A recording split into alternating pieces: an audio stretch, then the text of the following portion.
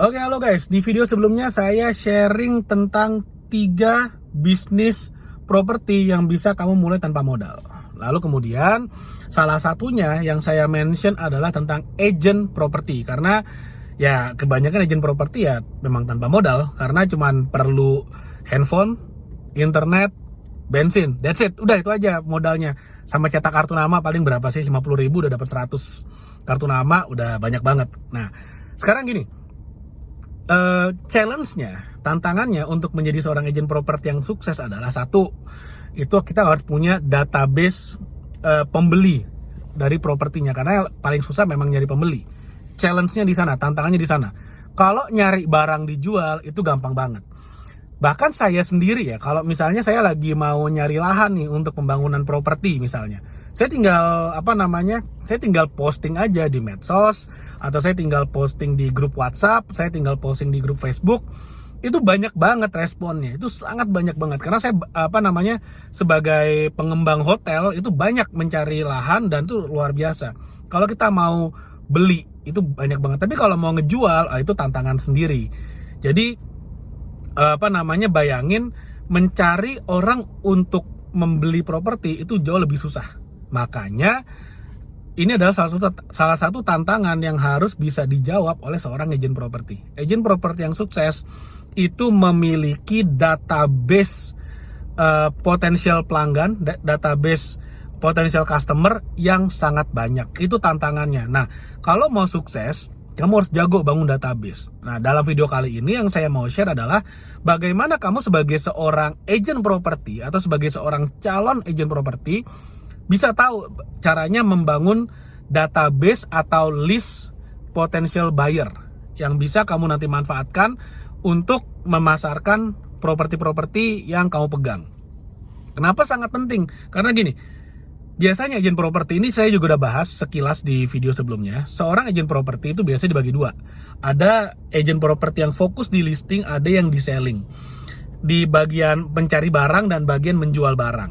Nah, biasanya kalau komisi agent properti itu kan 2,5% biasanya ya, 2,5%, dan itu dibagi dua tuh. Jadi masing-masing dapat 1,25%.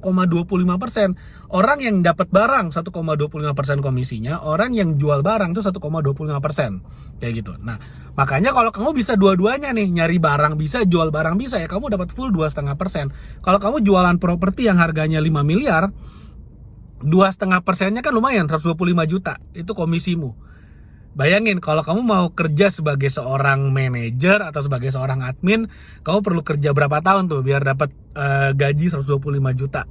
Sedangkan di properti, sebagai agent properti aja, ya kamu jual barang 5 miliar, komisinya 2,5%-nya itu udah 125 juta. Lumayan, sangat lumayan banget. Kayak gitu.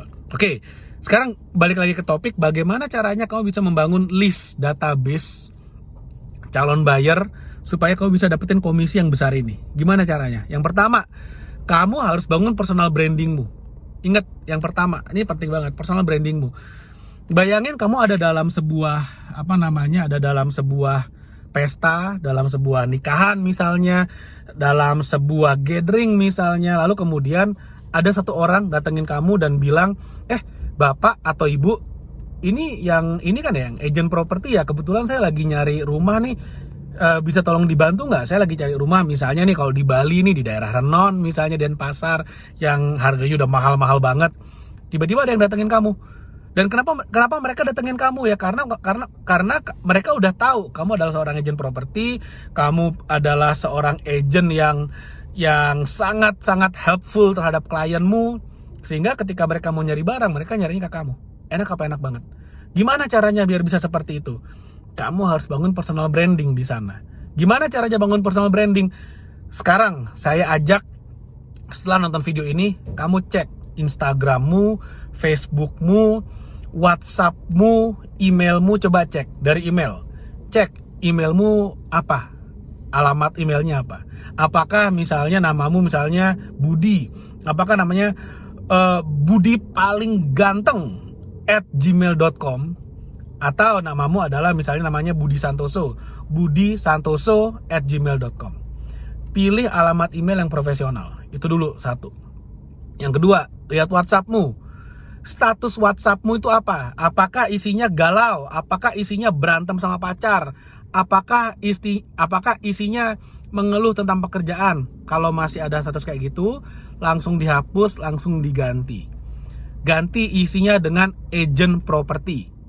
Seperti itu. Lalu kemudian cek foto profil WhatsAppmu, cek dulu. Apakah isinya adalah foto anjing, foto kucing, atau foto pemandangan? Ganti.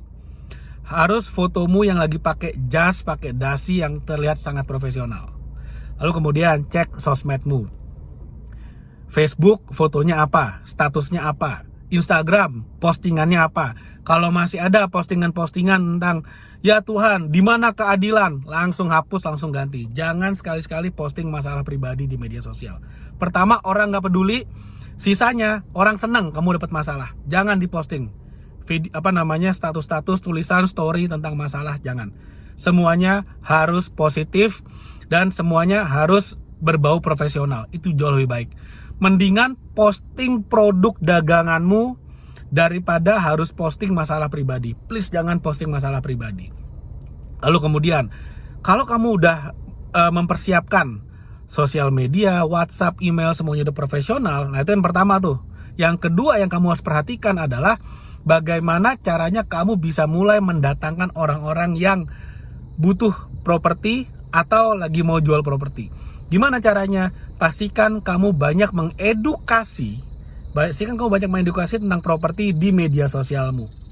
Sehingga orang-orang yang follow, orang-orang yang ngelihat kontenmu adalah orang-orang yang memang tertarik atau butuh dengan dunia properti. Sesimpel itu. Lakukan selama 1, 2, maksimal 3 bulan, pasti udah ada mulai database berdatangan.